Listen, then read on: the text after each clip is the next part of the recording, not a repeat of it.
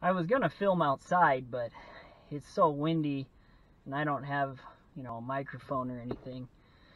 So if you've been wondering, where I've been, I guess I owe you an explanation.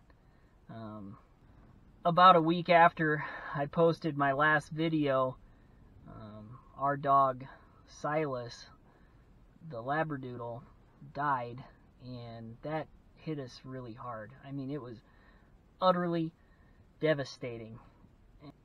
It was hard to get motivated to make any videos.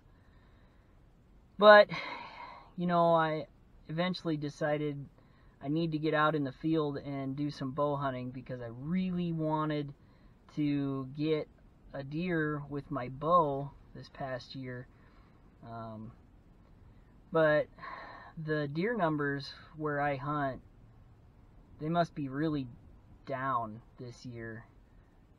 I wasn't seeing a whole lot of deer moving, and then when I would get a doe or two to come by, they would be far enough away that this little camera wouldn't pick them up, or it'd just be a brown splotch moving through the trees. So most of the footage that I had was basically just me sitting around in the woods.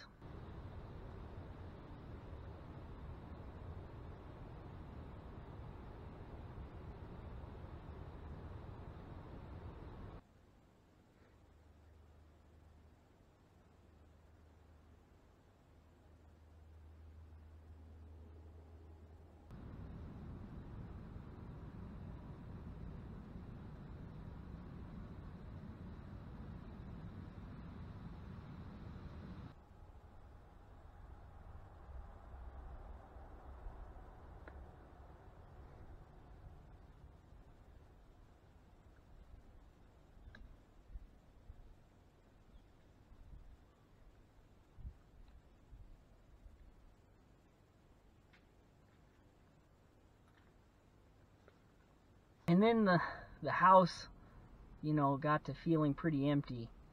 And we did some looking around, and we found a 12-week-old Labradoodle puppy and brought him home. And he likes to fetch. You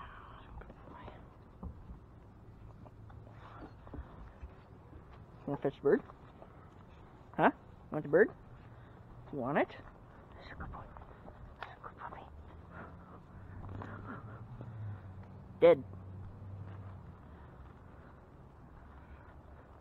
Fetch him here, Zeke. Good boy. Good boy. Good boy. You want the bird? Want the bird? Want the bird? Dead. Fetch him up. Good puppy, Zeke. Fetch him here. Mine. Good boy, Zeke. Good boy, Zico. Gosh.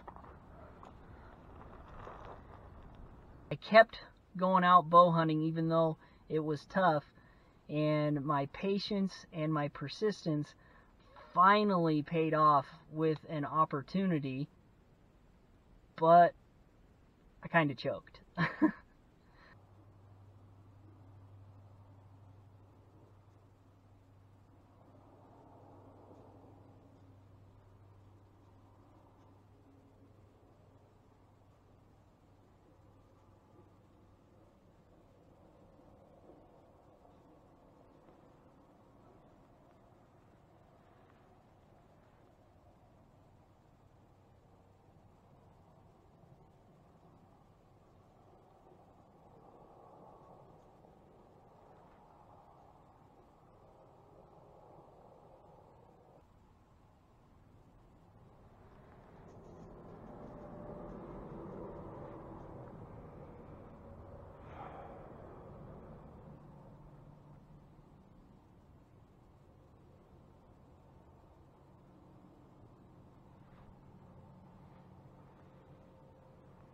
So I kept after it because you have to be patient, and you have to be persistent, and you have to get out in the field.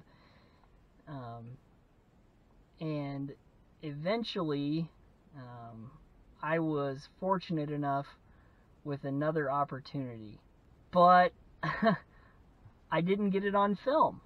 I thought that I had the camera rolling, but in the heat of the moment, I didn't get the record button pushed, and so there's no footage of it.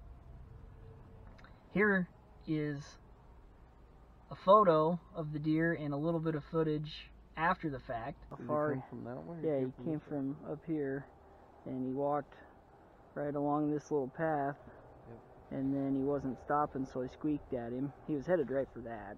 He squeaked, and he stopped, and this is where I hit him. So that was right before we started tracking him, and you'll notice that we found him after dark. He didn't really go all that terribly far. There wasn't hardly any blood. I didn't get full pass through or anything, and that's just how it goes sometimes. I was just tickled to death and very grateful to have him. So duck season rolled around, and now at this point in time the puppy was 5.5, not quite 6 months old, but I thought, why not? We'll give it a try. Fetch him here. Fetch him up. Fetch him up. Good boy.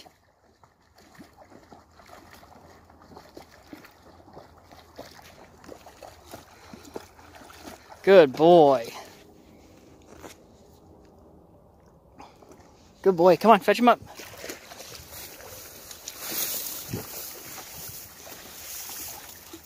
And duck hunting was really tough this fall too. I mean, it kind of came in waves. It was good sometimes, and then other times it wasn't as good.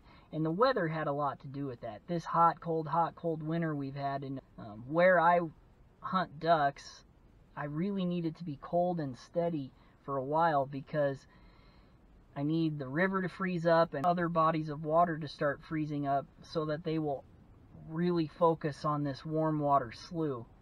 Even so, we were able to scratch out a few. Find it, dead. Good boy. Dead bird. Good dog. Fetch him up. Good boy. Good boy, Zeke. I've been really fortunate, you know, with dogs that I've had being eager to please. He's a little timid, but he has a great nose and a soft mouth, and he likes to fetch. All the pieces were there, and I think he's doing really well. I mean, what more can you ask for? I tried to go muzzleloader hunting this winter, and because I thought maybe it would be nice to have another deer in the freezer, and I hunted hard for a couple weeks, never saw a single deer.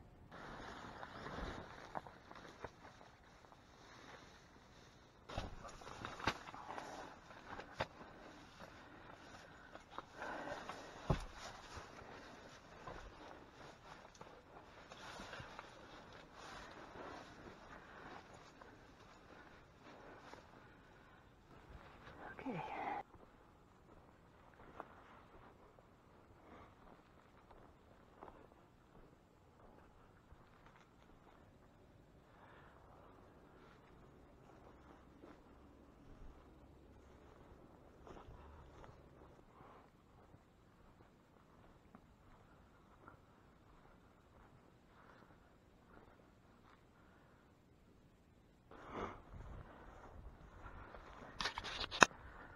So I said, forget it, and I decided just to focus on trying to get some more ducks.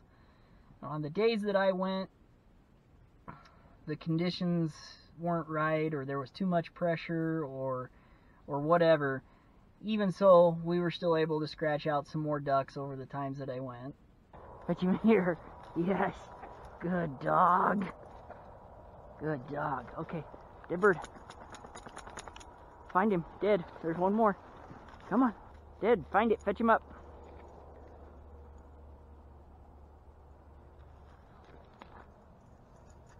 Find him. Dead. There, he found it. Good boy. Fetch him here. Good boy. Good boy. Fetch him here. Fetch him here.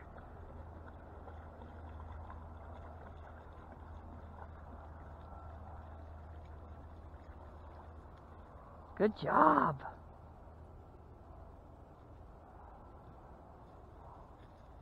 Good boy. There you go. Good boy. Dead bird. Fetch him here. Good dog. Fetch him up.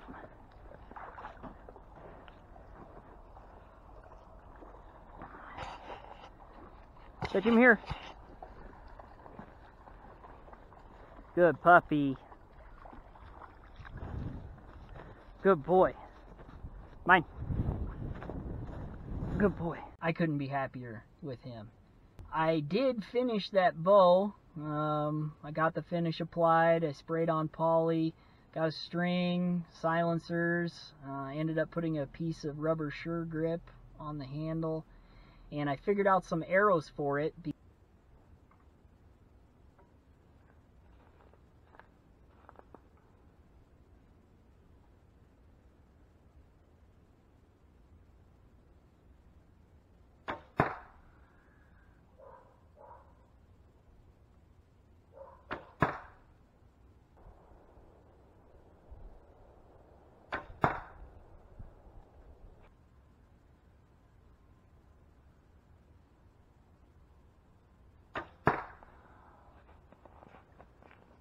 I was going to go to a indoor 3D archery tournament that they do a couple hours away from me, and I was really excited about going and doing that, and I was all ready to go, and I got COVID. So I was on quarantine when the tournament happened, and I didn't get to go. And then this happened. You want to tell the nice people what happened? No, not really. You want me to tell the nice people what happened? Yeah. So, as you may notice, our floor in our kitchen is destroyed. We, the other day, noticed that when we walked on the floor in front of the refrigerator, water was coming up through the floorboards, and the flooring was all buckling. We noticed that the refrigerator line was leaking very slowly, one drip at a time. And it was landing right in that gap between the baseboards and the flooring. As you can see, it over time slowly soaked its way out all the way to, I think the last place I found wet Right about there. was right about here. So we got a hold of our insurance company and spoke with them about it, and they said that because it was a slow leak over time, that we didn't notice, and it wasn't a sudden accident, nothing was going to be covered on their end. So, basically, what we would have learned is that we're kind of host. Some people are having trouble with some nuisance beavers cutting down big, full-grown cottonwood trees, and I've talked to those people, and they want them gone, or some of them gone. So I said, well, I'll take a go at it. I used to trap, you know, all the way up until I was in college, and then I just, you know, got too busy, and, you know, fur's not worth a whole lot, so it's hard to justify the fuel costs, especially now. But I thought, you know, I'd try to help these folk out and do something that I've never done before. So that's what we're doing today. I've got one beaver set here. We're gonna go check it. I just put it down last night, so, you know, maybe, probably not. But we'll go have a look at that. So, my trap is still there. That's his slide. I tried to offset the pan. That is a 4-pound soft diving weight bag. And I've got that attached to the center of the chain on a swivel. Just trying to add some weight to the trap, keep his front end down. It runs out there to that stake. There's a log out there that goes crosswise this way, and I couldn't move it, so I had to fish the wire under that and then drive that stake in, and hopefully, you know, he goes down under that and can't come back up. I guess that's the idea anyway. But no beaver today. So there's this little mound here. I cleaned it off. I'm gonna bed a trap there, put a bait stick up here. There's kind of a hole here and a hole here, but those are really small, and with all this cattail, it's probably muskrats living in it. And that's on the way to this other set. There's the lodge. So maybe if we make a bait stick here and run another line out, we come up with a beaver. I don't know.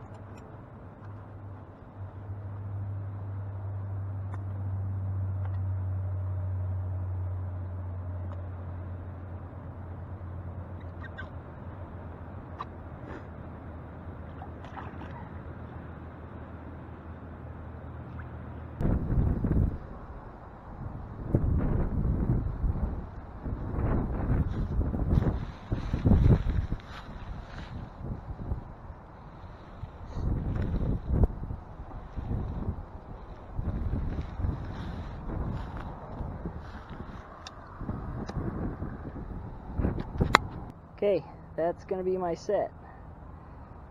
Guess we'll see what happens. I don't know if you can see in the water, but there's 2 bank holes. I should have brought my waterproof case. There's a bank hole there, and there's a hole down there. And there's a run. There's some chewed up sticks. That run goes under a log. We're required to mark our sets with an identification number, which is really hard to do on snares. But I've got a washer engraved on the safety line for my snare pole, and my traps are engraved. There's my snare set in this run. Hopefully he doesn't try to go through here. There's not much space with this guide stick. Maybe that guide stick is a little too close to the snare, I'm not sure. There's the snare, and it's just up off the bottom a little, so I don't know. We'll see. That's kind of where we're headed in the future. I've got some beaver trapping videos coming. Thanks for sticking around. Hopefully you enjoy this compilation video. Thanks for watching.